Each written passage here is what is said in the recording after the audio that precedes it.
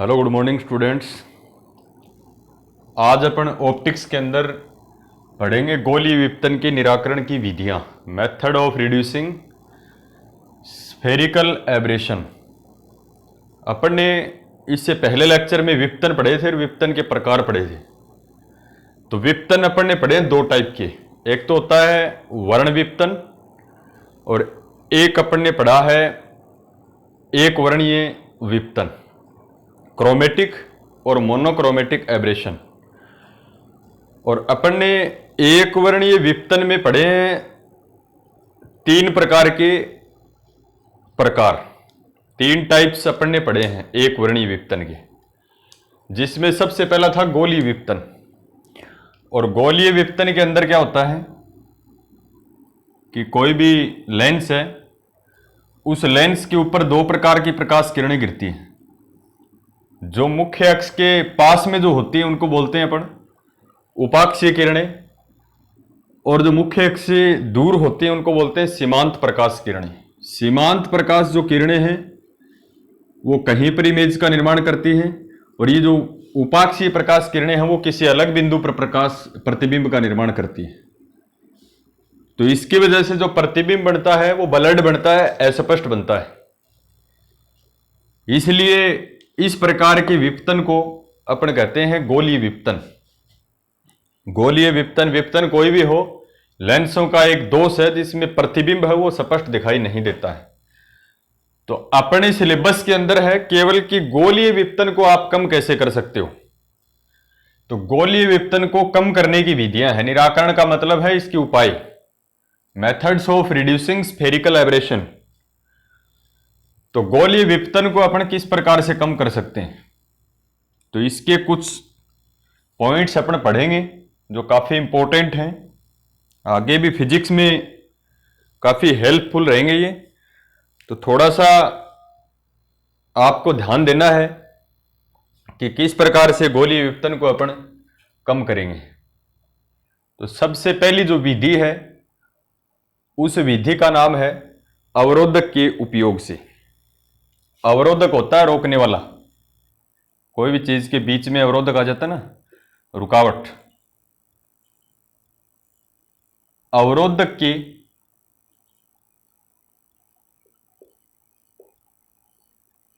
उपयोग से, अवरोधक को अपन बोलते हैं स्टॉपिंग, स्टॉप करना, by using stops, by using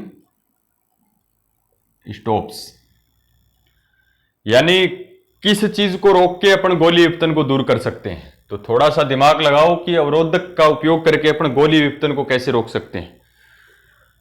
गोलीय विपतन में जो इमेज बनती है वो होता क्या है कि उपाक्षीय जो किरणें हैं वो किसी एक बिंदु पर प्रतिबिंब का निर्माण करती हैं, सीमांत प्रकाश किरणें वो किसी दूसरी जगह पर प्रतिबिंब का निर्माण करती हैं, जिनकी वजह से जो इमेज जो होती है वो ब्लर्ड हो जाती है।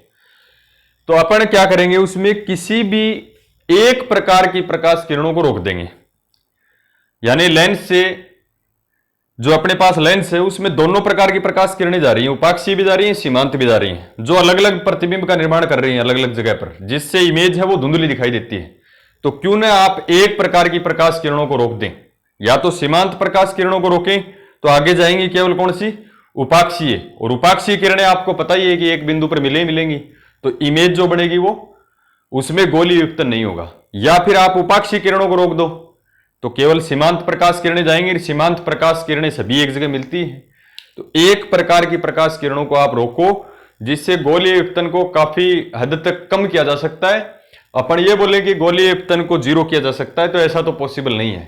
कोई भी दुनिया में ऐसी विधि नहीं बनी जिससे लेंस, कैमरा, ये सारी चीजें होती है, इनमें अपन विपतन को दूर कर सकते हैं। तो कुछ हद तक अपन इनको दूर कर सकते हैं। तो सबसे पहले बात करते हैं कि अवरोधक के उपयोग से। तो अवरोधक का उपयोग करके अपन किस प्रकार से रोकेंगे। देखो, ये अपने पास कोई लेंस है और ये इस लेंस की मुख्य अक्ष है।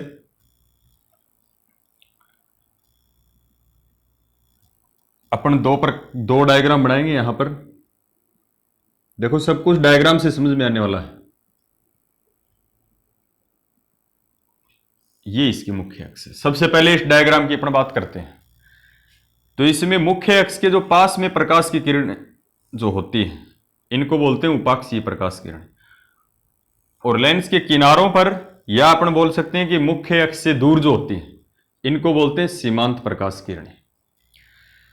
अब देखो ये दोनों इस लेंस में से गुजरेंगी दोनों प्रकार की प्रकाश किरण, ये उपाक्षीय है पैराक्सियल, और ये सीमांत प्रकाश किरणें हैं जिसको अपन बोलते हैं मार्जिनल रेज। दोनों प्रकाश की किरणें ये किसी अलग जगह पर प्रतिबिंब का निर्माण करेंगी, ये किसी अलग जगह पर प्रतिबिंब का निर्माण करेंगी। इसकी वजह से इमेज ब्लर्ड हो जाएगी। तो क्यों ना आप एक प्रकार की प्रकाश किरणों को रोकें। तो बात करें कि जैसे अपन यहां इसके आगे कोई अवरोधक लगा देते हैं। अवरोधक का मतलब होता है कि इस प्रकाश की किरण को अपने को रोकना है। कोई भी अपन जैसे कोई आयताकार गत्ता लगा दिया या किसी भी प्रकार से, यानी किसी भी सिस्टम से आप रोको इनको आगे जाने से, तो इनको बोलते हैं कि बीच में ये क्या हो गया, अवरोध हो गया। ठीक है, अपन इनको क्या बोल सकते हैं, अवरोधक, बैरियर है ये इनके बीच में, अवरोधक है। अब देखो इस लेंस में से केवल कौन सी प्रकाश किरणें जा रही हैं, ये वाली प्रकाश किरणें, जिनको अपन क्या बोलते हैं, उपाक्षीय, उपाक्षीय किरणें बोलते हैं। तो ये जो उपाक्षीय किरणें हैं ये तो अपने को पता ही है कि किसी एक बिंदु पर प्रकाश या प्रतिबिंब का निर्माण करेंगी। तो ये उपाक्षीय किरणें यहां प्रतिबिंब का निर्माण करेंगी। इस पॉइंट को बोलते हैं फोकस बिंदु। किसका फोकस बिंदु, उपाक्षीय। उपाक्षीय को इंग्लिश में बोलते हैं पैराक्सियल, जिसको FP से लिखते हैं। तो यहां पर इमेज बनी एक की वजह से, क्योंकि अपन एक प्रकार की प्रकाश किरणों को रोक दिया। इसी प्रकार से अब आपके इजी में आपको समझ में आ गया होगा कि इसमें ये उपाक्षीय किरणें हैं और ये हैं अपने पास सीमांत प्रकाश किरणें। इस डायग्राम में अपन कौन सी प्रकाश किरणें रोक सकते हैं, इसमें जो सीमांत प्रकाश किरणों को रोक दिया आगे जाने से, तो इसमें कौन सी प्रकाश किरणों को रोक दें, इसमें अपन रोक दें उपाक्षीय किरणों को आगे जाने से। तो यहां बैरियर लगा दिए, यहां अवरोधक है, तो आगे जा नहीं पाएंगे। तो प्रतिबिंब जो बनेगा वो केवल किन की वजह से बनेगा, सीमांत प्रकाश किरणों। ये बिंदु कौन सा होगा, ये बिंदु होगा बेचारा F, सीमांत को बोलते हैं मार्जिनल, तो इसके नीचे लगा देते हैं M, FM। तो इस डायग्राम में तो अवरोधक लगाया गया है सीमांत किरणों के आगे, इस डायग्राम में अवरोधक लगाया गया है उपाक्षीय किरणों के आगे। तो ये एक डायग्राम से अपन ने समझ लिया कि अवरोधक का उपयोग करके ये जो अवरोधक हैं इनको आगे लगा के अपन किसी भी विपतन को दूर कर सकते हैं, गोलीय विपतन को दूर कर सकते हैं। तो डेफिनेशन में आपको डायग्राम के हिसाब से लिखना है। देखो आपको क्या बताना है कि गोलीय विपतन में उपाक्षीय और सीमांत किरणें अलग अलग जगह पर प्रतिबिंब का निर्माण करती हैं। तो एक प्रकार की प्रकाश किरणों को यदि किसी अवरोधक की सहायता से रोक दिया जाए तो दूसरे प्रकार की जो प्रकाश किरणें हैं वो स्पष्ट प्रतिबिंब का निर्माण करती हैं।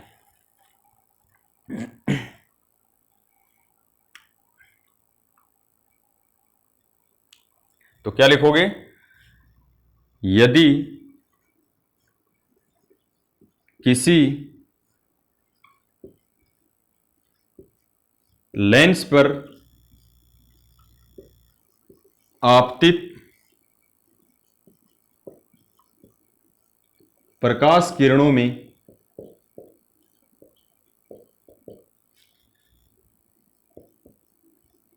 एक प्रकार, कितने प्रकार की प्रकाश किरणें हैं, दो प्रकार की, उपाक्षीय और सीमांत। तो यहां ब्रैकेट में आप क्या लिखोगे, उपाक्षीय या सीमांत, दोनों को नहीं रोकना अपने को, किसी भी एक प्रकार की रोकना है। यदि किसी लेंस के ऊपर गिरने वाली प्रकाश किरणों में से एक प्रकार की प्रकाश किरणों को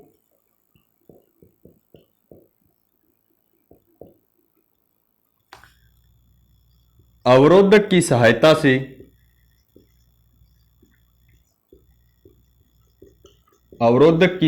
से रोक दिया जाए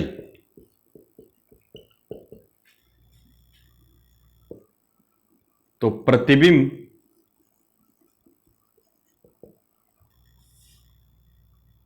या लेंस में कौन सा विपतन कम होगा? गोलीय विपतन न्यूनतम यानी कम हो जाता है, न्यूनतम हो जाता है। तो गोलीय विपतन को कम करने की एक पहली विधि है, छोटी सी है, आपको 1.5 के अंदर पूछता है एग्जाम में नॉर्मली, और ऐसा टॉपिक है जिसमें 3 विधियां हैं। उन 3 विधियों में से कोई ना कोई एक विधि आपसे 100% श्योर एग्जाम में पूछता है। तो रटना नहीं है आपको, थोड़ा सा दिमाग ही लगाना है कि 2 प्रकाश की किरणें आ रही थी, उपाक्षी और सीमांत। कोई भी अवरोधक लगा के एक प्रकार की प्रकाश किरणों को आगे जाने दिया अपन ने, तो प्रतिबिंब बनेगा केवल अकेली प्रकाश किरणों से, या तो उपाक्षी से या सीमांत से, और वो एक जगह मिलेंगी, इसलिए प्रतिबिंब स्पष्ट बनेगा। तो ध्यान रखना है, रटी रटाई लाइन नहीं लिखनी है आपको, सीधा ध्यान रखना है, यदि किसी लेंस पर गिरने वाली प्रकाश किरणों में एक प्रकार की प्रकाश किरणों को अवरोधक की सहायता से रोक दिया जाए तो प्रतिबिंब या लेंस में गोलीय विपतन क्या होगा? न्यूनतम होगा। यह आपकी फर्स्ट जो मेथड है वो ये है।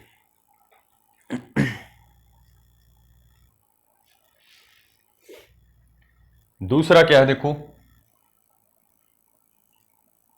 दूसरा मेथड है समतलोत्तल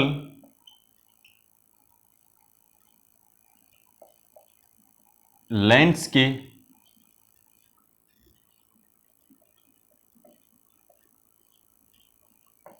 उपयोग से। काफी इंपॉर्टेंट है। समतलोत्तल लेंस क्या होता है? ऐसा लेंस जिसका एक भाग समतल हो और दूसरा उत्तल हो, तो इस प्रकार के लेंस को बोलते हैं समतलोत्तल लेंस, जिसको प्लेन कन्वेक्स लेंस बोलते हैं अपन।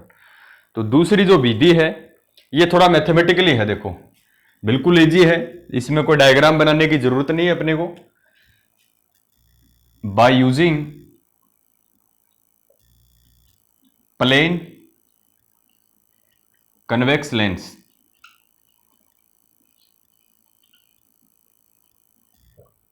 किसका यूज करके? प्लेन कन्वेक्स लेंस, जिसका एक भाग समतल और दूसरा उत्तल होता है, समतलोत्तल लेंस होता है। देखो समतलोत्तल लेंस के लिए मैं आपको बता देता हूं कि ये चीजें थ्योरेटिकल नहीं है, ये है मैथमेटिकली।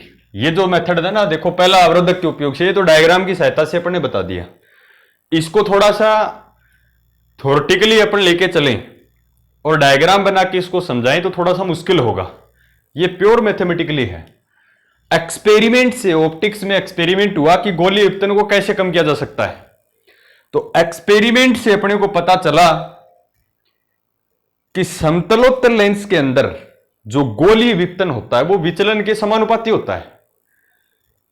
अब देखो ये अपने पास कोई समतलोत्तल लेंस है, इस पे प्रकाश की किरण गिरी तो सीधी जानी चाहिए थी इस प्रकार से, अपवर्तन होगा तो नीचे की तरफ झुकेगी। दूसरा कोई लेंस अपन ने ले लिया आगे, तो इससे दोबारा क्या होगा? अपवर्तन होगा। तो आपतित प्रकाश किरण और अपवर्तन के बीच में जो विचलन हुआ है उसको बोलते हैं विचलन कोण। एक को डेल 1 बोल देते हैं, इसका जो विचलन होगा उसको अपन बोल देते हैं डेल 2।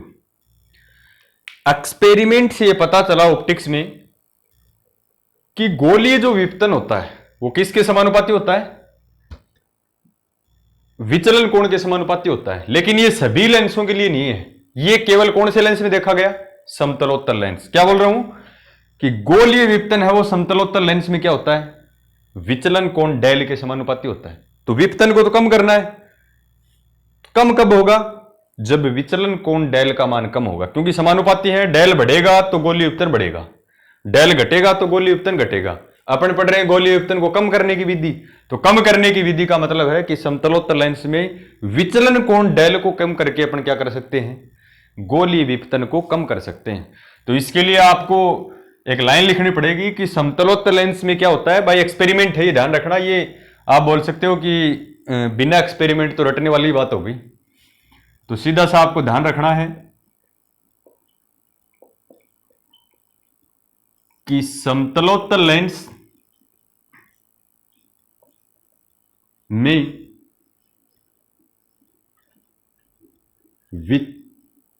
समतलोत्तल लेंस में गोलीय विपतन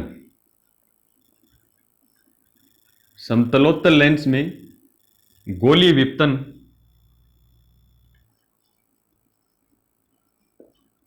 विचलन कोण, डेविएशन जो एंगल है, विचलन कोण की समानुपाती होता है।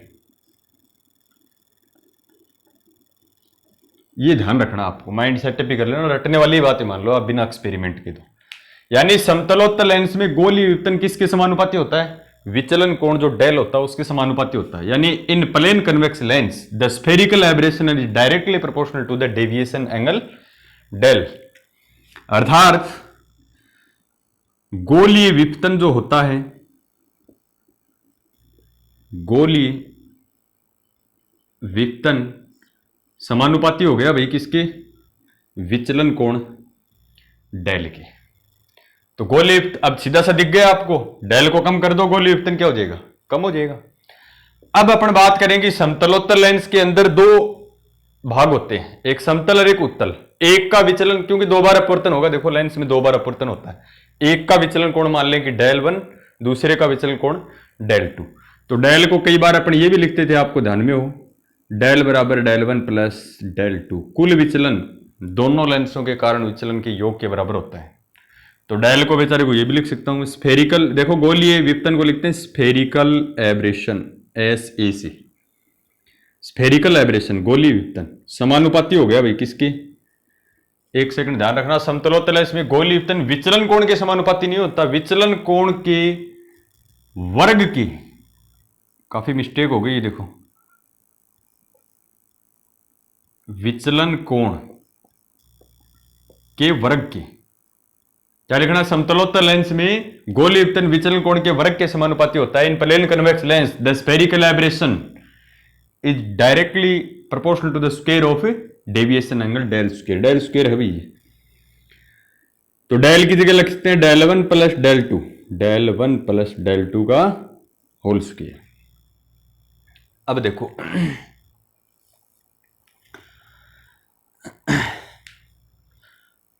और इसको मैं क्या लिखता हूं?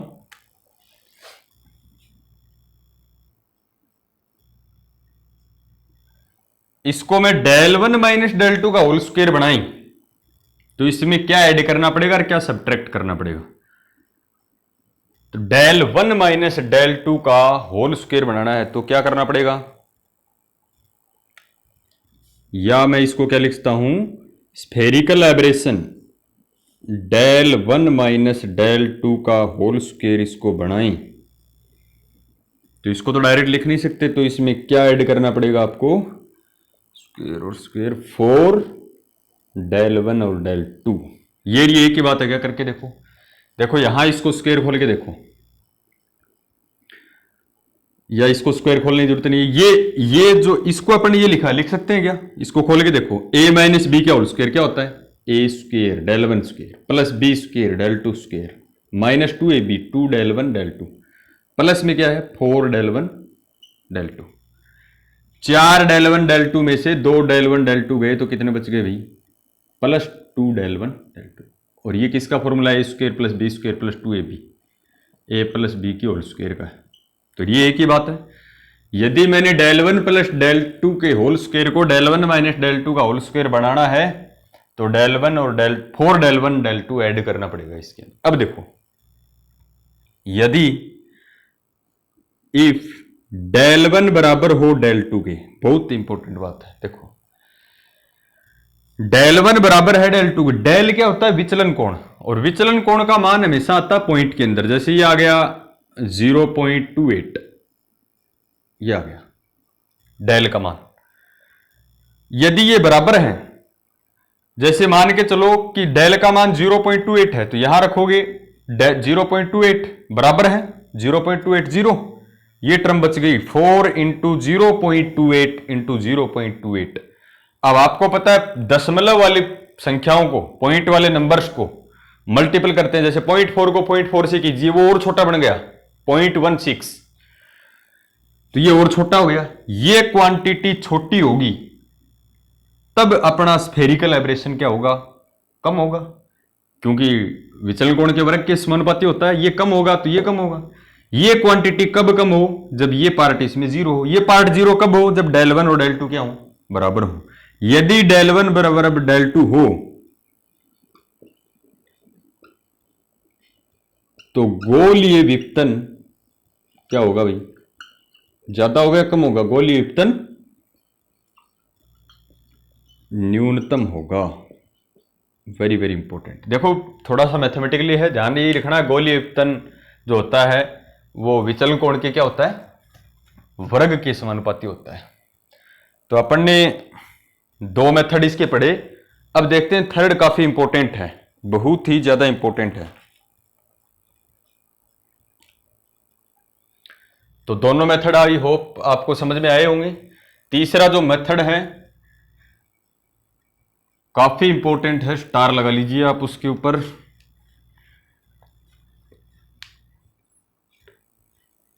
पांच नंबर का या 3 नंबर का 100% श्योर आता है। तो पहली विधि जो थी गोलीय विपतन को कम करने की, वो कौन सी थी, अवरोधक के उपयोग से। और दूसरी जो विधि थी वो कौन सी थी, समतलोत्तल लेंस से या समतलोत्तल लेंस के उपयोग से। थर्ड विधि डालेंगे अब देखो। तीसरी विधि है परिमित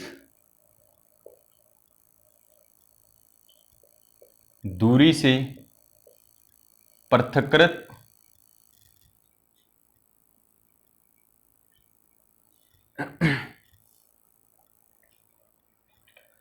परिमित दूरी से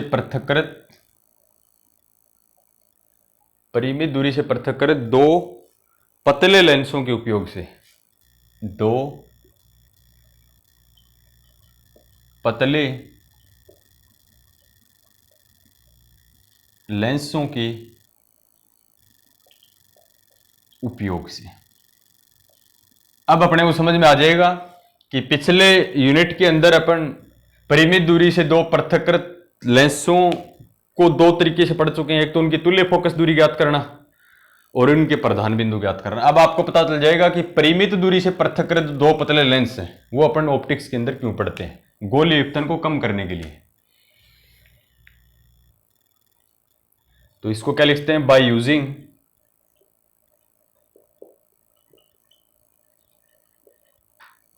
to thin lenses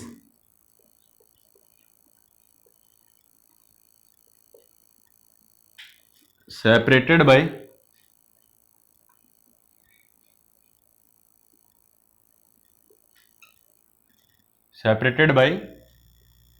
finite distance।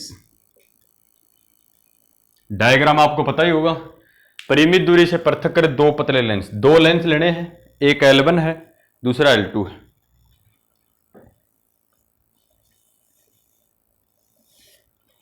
एक लेंस आपको लेना है L1, एक लेना है L2। यहां पर जो दो लेंस लेऊंगा मैं वो समतलोत्तर लेंस ले रहा हूं, क्योंकि इससे पहले जो मेथड है उसमें पढ़ चुके हैं कि गोलीय विपतन को कम कैसे किया जाता है, समतलोत्तर लेंसों के उपयोग से। तो दो लेंस ले लें।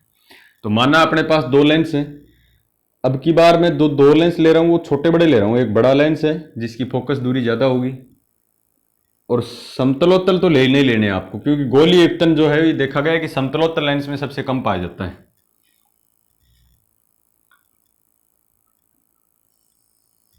एक इससे थोड़ा छोटा ले लेते हैं बेचारा, है तो दोनों समतलोत्तल ही।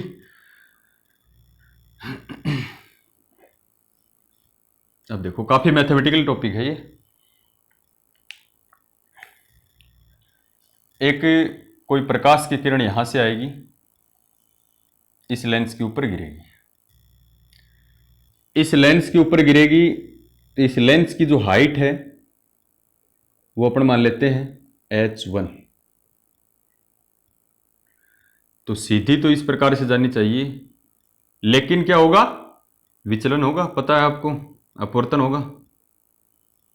इस लेंस के ऊपर ये गिरेगी, तो ये जो पहले लेंस द्वारा विचलन कोण है इसको क्या बोलोगे, डेल वन।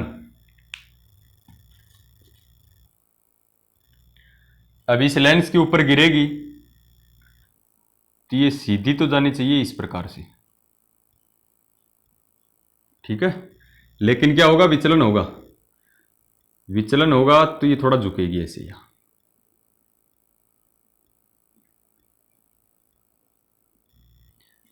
तो आपतित प्रकाश किरण ये हो गई, तो यहां जो कोण बनेगा वो कितना बनेगा, डेल 2। पहले लेंस का विचलन कोण डेल 1 है, दूसरे का है डेल 2। और इस लेंस की जो हाइट है यहां से लेके यहां तक, ये अपन ने कितनी मान ली, ये मान ली अपन ने h2, इसकी कितनी मानी है, h1। इनको नाम दे देते हैं a, इस पॉइंट को नाम दे देते हैं AB, AB आपतित प्रकाश किरण है। इस पॉइंट को नाम दे देते हैं C, ये पॉइंट मान लो भले आप एक ही बात है, ये C, ये है F, और इसको नाम दे दिया बेचारे को F डैश।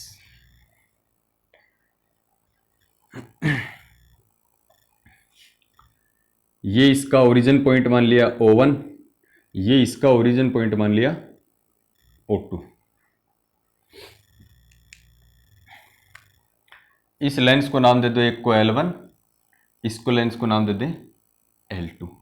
तो अपने पास थ्योरी में क्या लिखना है, इसकी देखो फोकस दूरी है F1 और इसकी फोकस दूरी है F2, और दोनों लेंसों के बीच की दूरी कितनी मानते हैं अपन, स्मॉल d।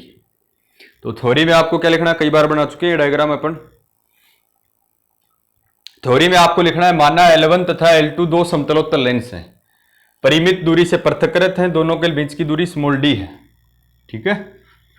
इनका उपयोग करके अपन, यानी कोई भी कैमरा है जिसमें आपको HD क्वालिटी के अंदर पिक चाहिए, तो दो लेंस अपन लगाएंगे, एक कम फोकस दूरी का होगा, एक ज्यादा फोकस दूरी का होगा। तो इसके लिए अपन क्या करेंगे, मैथमेटिकल कैलकुलेशन करते हैं। देखो इसकी गोलीय विपतन को न्यूनतम होने के लिए आवश्यक प्रतिबंध क्या है, थ्योरी कुछ नहीं लिखनी, सबसे पहले लिखना है, माना दो लेंस L1 तथा L2 हैं, दोनों लेंसों के बीच की दूरी स्मॉल d है, इतना ही लिखना है बस। गोलीय विपतन के न्यूनतम होने के लिए बताओ भी क्या होना चाहिए, डेल 1 बराबर होना चाहिए किसके, डेल 2 के। डेल 1 बराबर होना चाहिए डेल 2 के, जस्ट अपन ने पढ़ा है पिछले वाला जो मेथड है, सेकंड मेथड। और डेल क्या होता है, देखो डेल होता है H अपॉन F, ये टॉपिक पढ़ा था पतले लेंस द्वारा विचलन। डेल बराबर होता है H अपॉन F, तो डेल 1 बराबर कितना होगा, H1 अपॉन F1। डेल 2 बराबर कितना होगा, H2 अपॉन F2। भाई डेल बराबर क्या होता है, H अपॉन F। पहले लेंस का लिखेंगे तो डेल 1 बराबर H1 अपॉन F1, दूसरे का डेल 2 बराबर H2 अपॉन F2। यहां से H2 गुणा में भाग में, तो H वाले एक तरफ कर लेंगे एक तरफ, तो ये F1 यहां चला जाएगा, H2 यहां जाएगा, तो इसको बेचारे को मैं क्या लिखता हूं, H1 by H2 equals to F1 by F2। इसको कह दिया इक्वेशन फर्स्ट।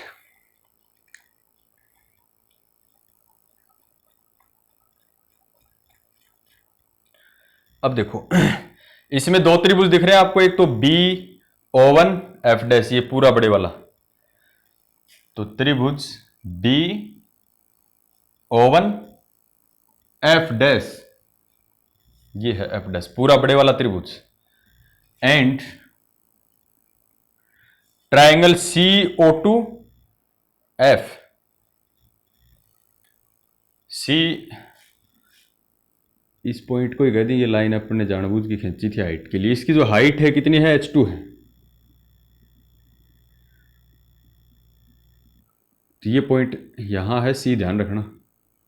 तो CO2 F डैश, ये छोटे वाला ट्रायंगल देखो, and CO2 F dash are equivalent.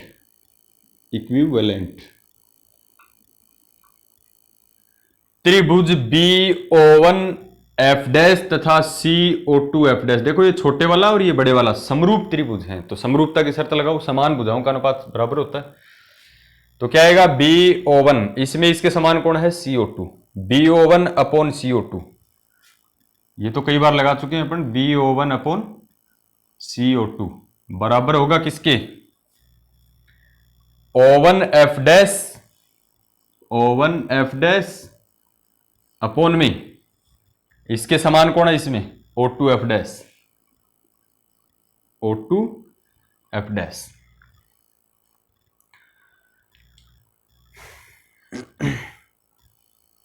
अब देखो BO1 क्या है, BO1 H1 लिख सकता हूं मैं, CO2 क्या है H2, O1F डैश क्या है, O1F डैश आपको पता है कि पहले लेंस के केंद्र से यानी ध्रुव से F डैश की दूरी ये यहां से लेके यहां तक क्या होती है, पहले लेंस की फोकस दूरी होती है, F1 लिख सकते हैं इसको, ध्यान रखना इस चीज को। O2F डैश क्या है, O2F डैश F2 मत लिख देना इसको, O2F डैश इसके लिए पॉइंट ये है F, O2F2 को F2 लिख सकते हो, O2F डैश, O2F डैश को क्या लिखना पड़ेगा, पहले O1F डैश में से घटाओ किसको, O1 O2 को, तभी तो बचेगा O2F डैश। और मैं इसको क्या लिखता हूं, O1F डैश, O2F डैश को क्या लिखता हूं, O2F डैश को पहले O1F डैश पूरे में से O1 O2 को घटा दो तो ये बच जाएगी। तो क्या लिखना है बेचारे को, O1F dash minus O1 O2, आया समझ में, O1 O2, तो ये बच जाएगी। अब वैल्यू पुट कर दें, देखो BO1 क्या है H1, CO2 क्या है H2, equals to O1F dash, O1 से F डैश F1 पहले लेंस की फोकस दूरी, O1F डैश क्या था F1 माइनस O1 O2 दोनों लेंसों के बीच की दूरी स्मॉल d, ठीक है। इसको इक्वेशन नंबर 2 कह दें। अब देखो इक्वेशन फर्स्ट और जो सेकंड है इनका अपन क्या करें, कंपेयर कर दें, या फिर इक्वेशन फर्स्ट से H1 अपॉन H2 को क्या लिखता हूं, F1 upon F2 by equation first, equation first है H1 अपॉन H2 क्या लिखता हूं, F1 अपॉन F2, तो H1 अपॉन H2 को लिख दें F1 अपॉन F2 बराबर F1 और F1 माइनस D। अब देखो F1 से F1 कैंसिल, F2 बराबर हो गया किसके, F1 माइनस D, F2 बराबर हो गया किसके, F1 माइनस D, D का मान निकाल भाई यहां से, D का मान, D बराबर यही साइड में आएगा यही साइड में, तो F1 माइनस F2। एक कंडीशन आई है अपने पास बहुत ही इंपॉर्टेंट कि गोलीय विपतन को तीसरी विधि से अपन न्यूनतम कर सकते हैं, परिमित दूरी से पृथक कर दो पतले लेंसों का उपयोग करके। अपन D क्या है, दोनों लेंसों के बीच की दूरी, गोलीय विपतन को कम करना है तो ये क्या कहता है, दोनों लेंसों के बीच की दूरी किसके बराबर होनी चाहिए भाई, पहले लेंस की फोकस दूरी F1 और दूसरे लेंस की फोकस दूरी F2, इन दोनों के अंतर के बराबर होना चाहिए। मैंने आपको पिछले लेक्चर में नोट करके लिखवाया था कि गोलीय विपतन को न्यूनतम होने के लिए आवश्यक प्रतिबंध है कि दोनों लेंसों के बीच की दूरी दोनों के फोकस दूरियों के अंतर के बराबर होनी चाहिए, काफी इंपॉर्टेंट है। और वर्ण विपतन के कम के लिए क्या लिखवाया था, उसके लिए आपको लिखवाया था कि F1 प्लस F2 अपॉन 2। तो ध्यान रखना है, तीन मेथड आज अपन ने पढ़े हैं, गोलीय विपतन के निराकरण की विधियां तीनों इंपॉर्टेंट हैं, कोई भी समस्या है तो आप बेझिझक पूछ सकते हो। और पहला अपन ने क्या पढ़ी थी विधि, अवरोधक का उपयोग से, दूसरी क्या पढ़ी थी, समतलोत्तल लेंस के उपयोग से, तीसरी अपन ने पढ़ी है परिमित दूरी से पृथक करे दो पतले लेंसों के उपयोग से। सबसे ज्यादा इंपॉर्टेंट और सबसे ज्यादा पूछे जाने वाली विधि। अब बात ये आती है कि अच्छे से आपको समझ में आया होगा, और अब पता तो कैसे चले कि आप लोगों को समझ में आया। कई बच्चों के कमेंट आ रहे थे कि लेक्चर जो हैं वो रेगुलर नहीं आ रहे सर, तो इसके लिए कोई ज़्यादा समस्या है नहीं। इसका सबसे बड़ा रीज़न यही है कि भाई पता नहीं चलता, क्लास में तो बच्चों से पूछ भी लेते हैं कि समझ में आया कि नहीं आया, या उनके एक्सप्रेशन से अपने को पता चल जाता है, लेकिन अब यहाँ तो कैमरे को पढ़ाना थोड़ा मुश्किल है। और विशेष बात ये कि आपकी तरफ से कोई भी मैसेज इस प्रकार के नहीं आए कि सर समझ में आ रहे हैं कि नहीं आ रहे हैं, तो इसलिए मैं थोड़ा सा ढीला हो गया हूँ इस चीज़ को लेके। तो 2-4 दिन से एक लेक्चर आएगा अपना, तो कोशिश तो यही करते हैं कि समझ में आते होंगे आपको, लेकिन जब तक आप बताओगे नहीं पढ़ने में मज़ा नहीं आएगा। देखो आप कहोगे कि सर ठीक है समझ में आ गया, नहीं आया है तो भी आप इस चीज़ की कमी बताओ, क्योंकि देखो टाइम ऐसा चल रहा है कोरोना काल का। अब बच्चे सामने तो इस टाइम तो होते नहीं, दिन में तो कभी लेक्चर अपन अपलोड करें तो बच्चे सामने होते हैं 2-4 पढ़ने वाले सेकेंड ईयर की, तो उनके एक्सप्रेशन से पता चल जाता है। तो मैंने वो थोड़ा सा बीच में रोक दिया था इस चीज़ को कि लेक्चर आपके अपलोड हों। तो आप कमेंट करके ज़रूर बताया करें कि समझ में आता है कि नहीं आता है। नहीं आएगा तो कोई बात नहीं है, और आता है तो आप बताया करो, थोड़ा सा पता चल जाता है पढ़ाने वाले को भी। देखो कोई भी टीचर हो, आपको जब तक आपकी तरफ से कोई रिप्लाई नहीं आएगा इतने पढ़ाने में देखो मज़ा नहीं आएगा। तो थोड़ा सा इस चीज़ को मेंटेन करो। अगर आपको समझ में आते हैं तो रेगुलरली आपको वीडियो मिल जाएंगे। देखो मैं तो स्टूडेंट्स को यहाँ पढ़ाता हूँ, तो वही अपन क्या करते हैं कि उसी वीडियो को अपलोड भी कर देंगे, तो अपने को कोई दिक्कत वाली बात नहीं है। वो जो स्टूडेंट पढ़ते हैं उनको पढ़ाते हैं, वो आप पढ़ सकते हो, लेकिन थोड़ा सा इस चीज़ के ऊपर आप गौर करना। अभी तो सिस्टम कुछ ऐसा ही है, लिए मैंने आपके लिए थोड़ा टाइम निकाला। अभी तो देखो रात के 3 बजे हुए हैं, तो थोड़ा मुश्किल काम है, लेकिन कोई नहीं, आपको अच्छे से समझ में आया है तो आप ज़रूर बताएं। आगे तभी लेक्चर हैं वो शायद अपन अपलोड करेंगे।